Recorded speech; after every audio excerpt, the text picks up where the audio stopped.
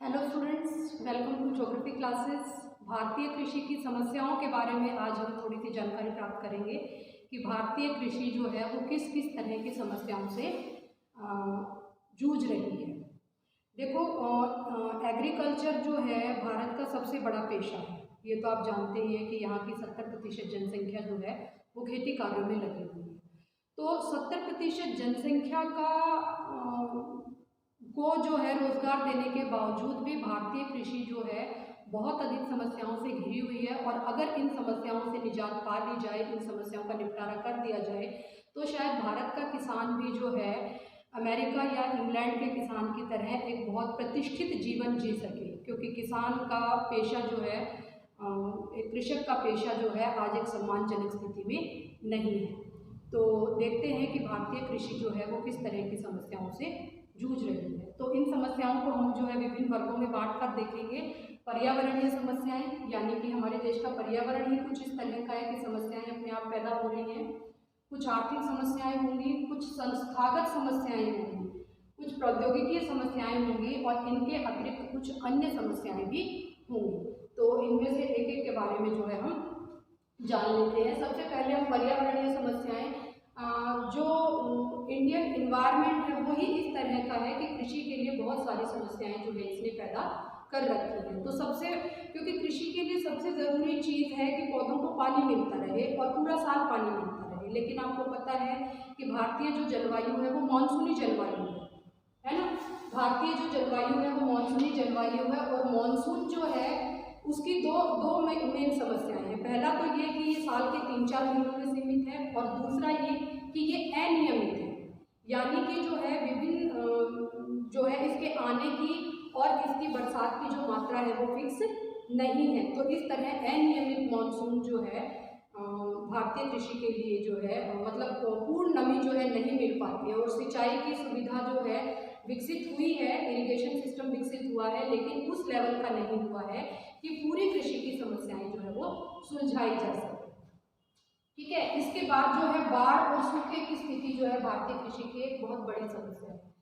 क्योंकि बाढ़, कुछ क्षेत्र तो जो है बाढ़ से प्रभावित होते ही हैं, जैसे बंगाल है, बिहार है, यूपी है। ये क्या है, ये रेगुलर फ्लड फेस करने वाले जो है हर साल जो है किसी न किसी क्षेत्र में जो है बाढ़ आती ही रहती है। तो इसके साथ साथ एक बहुत बड़ी समस्या ये है कि जो क्षेत्र बाढ़ प्रवण है या जो क्षेत्र सूखा प्रवण है वहां पर भी जो है बाढ़ की स्थिति पैदा हो जाती है। भारतीय धरातल कुछ इस तरह का है कि पानी बरसता नहीं है, पानी उड़ेल दिया जाता है। तो इसके कारण जो है ऐसे वर्ष भी हम लोगों ने देखे हैं जब राजस्थान और दक्षिणी हरियाणा जैसे इलाकों में भी बाढ़ आई है ना। तो ये जो है भारतीय कृषि की समस्या है कि एक ही क्षेत्र जो है बाढ़ और सूखे की गंभीर समस्याओं से ग्रसित रहता है।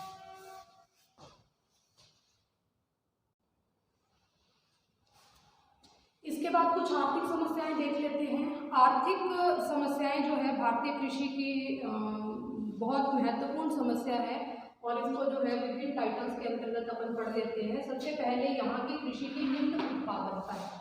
भारतीय जो कृषि है उसकी प्रोडक्टिविटी, यानी कि एकड़ेज जो है प्रति हेक्टेयर उत्पादन जो है बहुत कम है। केवल एक उदाहरण जो है मैं आप लोगों को दूंगी कि भारत में चावल की जो फसल है वो 2600 किलोग्राम पर हेक्टेयर है। ठीक है, kilogram per hectare, 2600 kilogram per hectare Bharat में 2015-16 का आंकड़ा है ये। और यही चावल का उत्पादन अमेरिका, जापान में जो है 6700 किलोग्राम पर हेक्टेयर। अब आप अंतर देखिए कि लगभग 2.5 गुना जो है जापान जैसा देश चावल पैदा कर रहा है। इसी तरह चीन जो है उसका भी पर हेक्टेयर उत्पादन जो है भारत से काफी अच्छा है। तो ये जो प्रति हेक्टेयर उत्पादन है इसका मतलब ये है कि कृषि का लाभ जो है वो बहुत कम है। जब उत्पादकता निम्न होगी तो जाहिर सी बात है कि कृषि का लाभ भी कम होगा।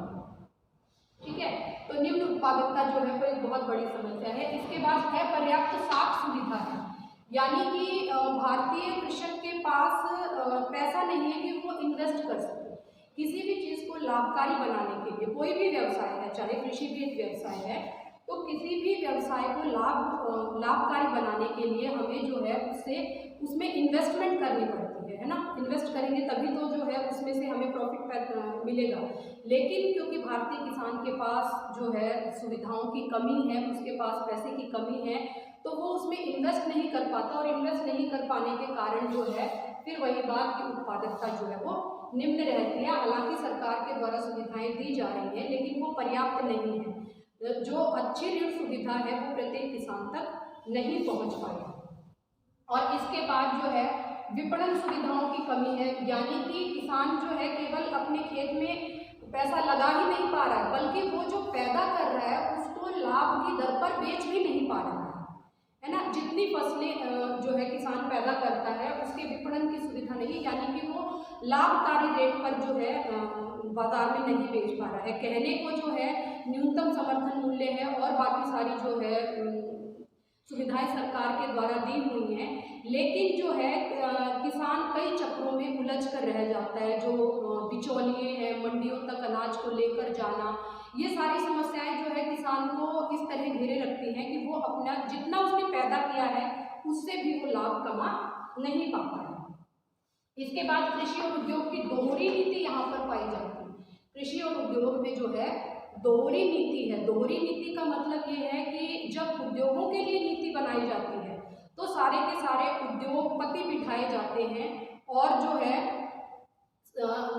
उनके लाभ की बात की जाती है। लेकिन पहले तो बात यह है कि कृषि के लिए कोई नीति ही नहीं है, कृषि नीति ही नहीं है, उद्योग नीति है, कृषि नीति नहीं है। कितनी बड़ी आयरनी है देश की।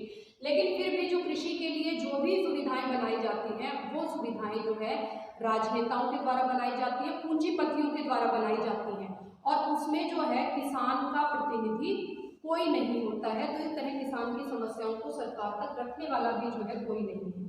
कृषि के वाणिज्यकरण का अभाव है। भारतीय कृषि जो है वो वाणिज्य का रूप नहीं ले पाई है, यानी कि किसान जो है खेत में अनाज पैदा करता है केवल अपना पेट भरने के लिए, वो उससे जो है लाभ नहीं कमा पाता है, उसको एक व्यवसाय के रूप में, उसको एक जो है लाभ के रूप में जो है क्रिएट नहीं कर पाता है। इसके भी बहुत सारे कारण हैं कि उसके पास ज़मीन इतनी थोड़ी कम है, इतनी कम है कि वो उससे क्या ही लाभ कमाएगा, वो अपना भरण पोषण ही करेगा।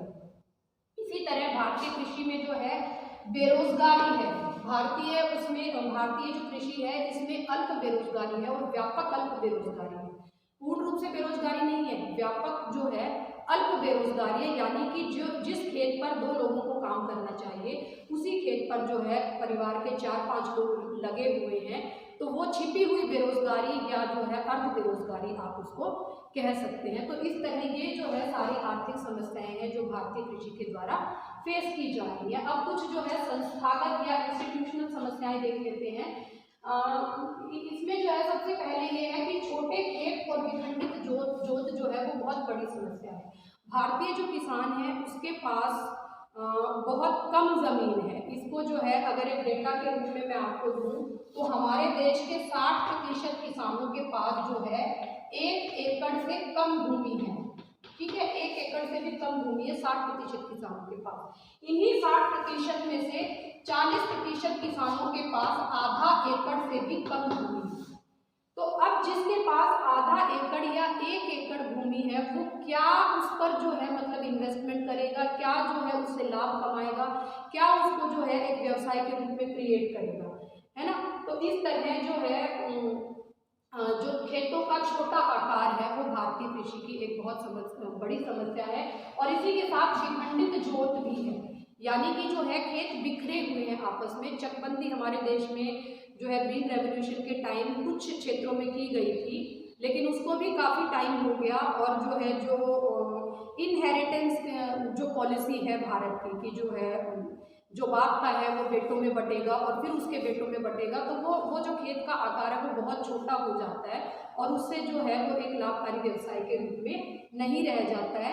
तो विखंडित जोत जो है, यानी कि जो छोटे खेत है वो भी बिखरे हुए हैं, तो उन पर जो है किसान जब अपनी एनर्जी लगाना चाहेगा तो जो है बहुत समस्याएं पैदा होती हैं। उसके बाद भूमि सुधारों की कमी है। भूमि सुधारों की वास्तव में कमी है। जितनी सुधार नीति जो है, जितने अच्छे इंसेंटिव जो है उद्योगों के लिए सरकार लेकर आती है, उस लेवल के जो सुधार हैं वो कृषि के लिए कभी नहीं लाए गए, और जब लाए गए हैं तो वो एक सीमित क्षेत्र के लिए लाए गए हैं, व्यापक पूरे देश के लिए नहीं लाए गए। जितने सुधारों की हम बात करते हैं वो हरित क्रांति के द्वारा करते हैं, और हरित क्रांति में भी बहुत छोटे क्षेत्र में जो है वो सारी चीज़ें जो है लागू हुई हैं, और देश का एक बहुत बड़ा हिस्सा जो है वो कृषि जो है भूमि के सुधारों की कमी से जूझ रहा है। इसके बाद कृषि भूमि का निम्नीकरण हुआ है, यानी कि जो कृषि भूमि हमारी है उस भूमि की जो गुणवत्ता है वो घटी है।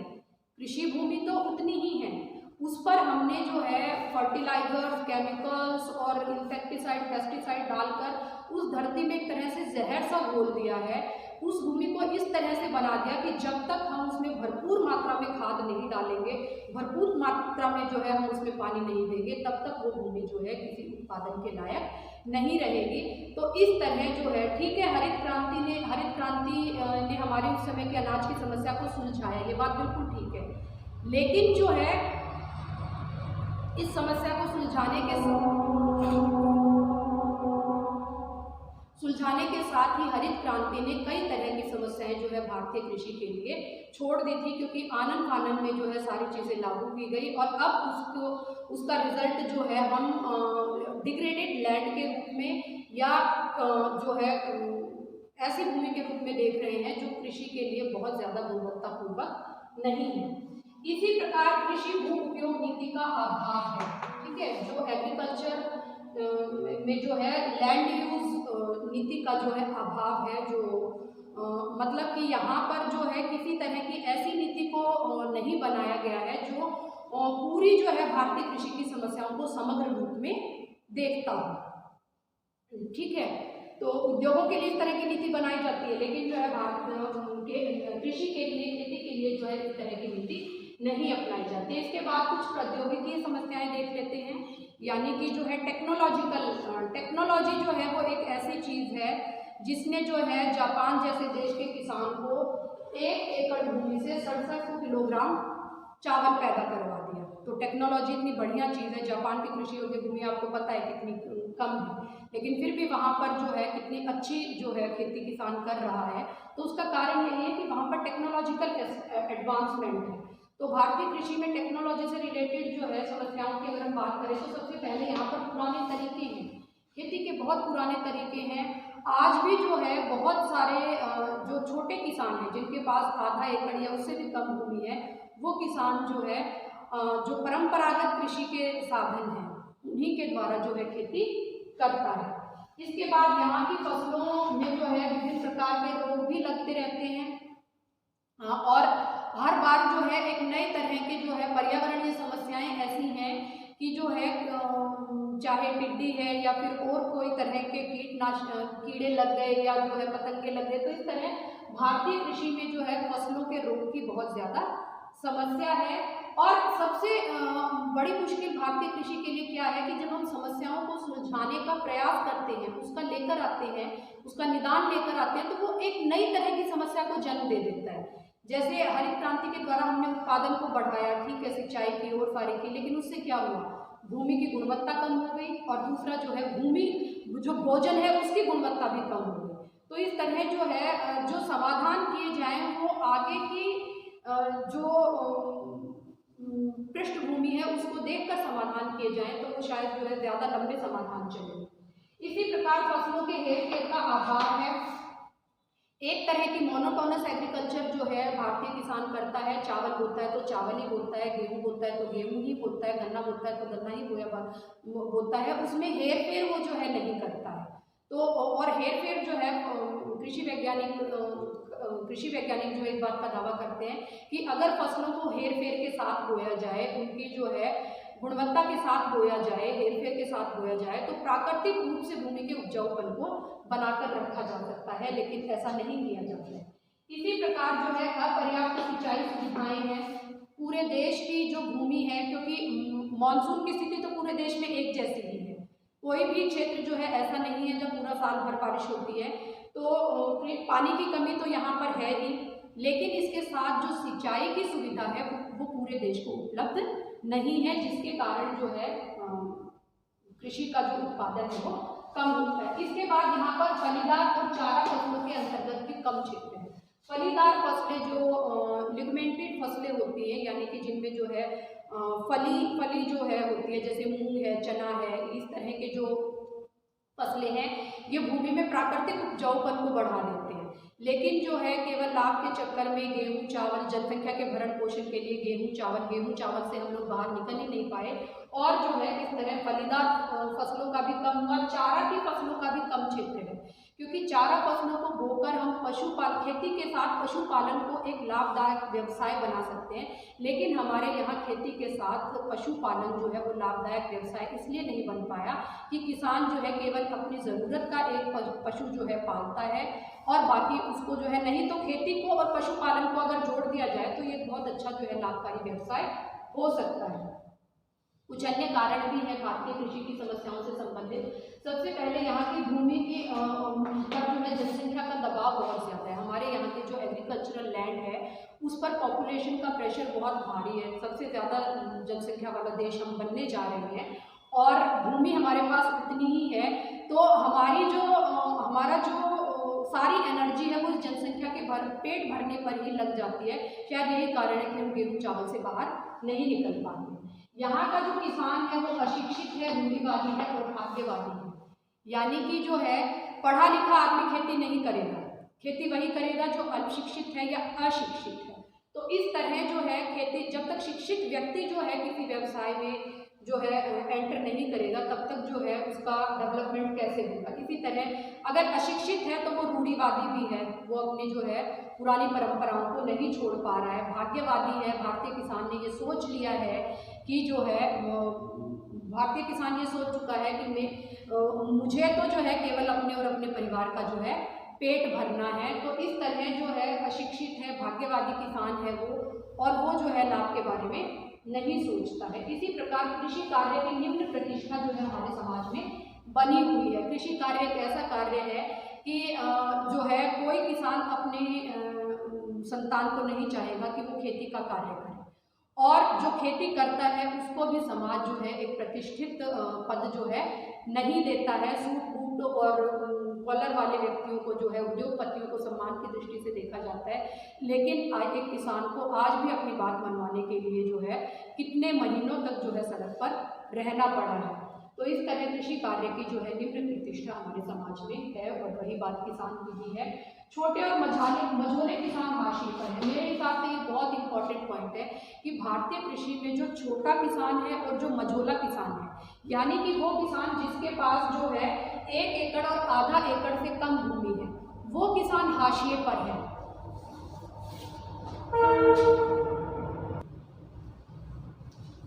छोटा किसान हाशिए पे, और हम जितनी भूमि सुधारों की बात करते हैं, हम जितनी कृषि की अच्छी बातों की बात करते हैं कि हरित क्रांति हुई है देश में, जो है सिंचाई की सुविधा है, उन्नत नए बीजों का जो है प्रचलन बढ़ रहा है, रासायनिक खाद का प्रयोग हम कर रहे हैं, जितनी अच्छी बातों कृषि की जितनी अच्छाइयों की हम बात करते हैं वो सब के सब बड़े किसानों के लिए है।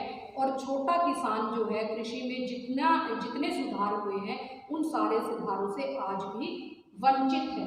तो छोटे और मझोले किसान जो है, जो हमारे देश हमारी जो है 60% जो किसान हैं, वो किसान आज भी हाशिए पर बैठे हैं, और उनको जो है जो सरकारी नीतियां हैं और उन सारी चीज़ों का लाभ जो है उसको नहीं मिला है। और जब तक ये छोटा किसान जो है लाभ का स्वाद नहीं चखेगा तब तक जो है भारतीय कृषि इन समस्याओं से जूझती रहेगी।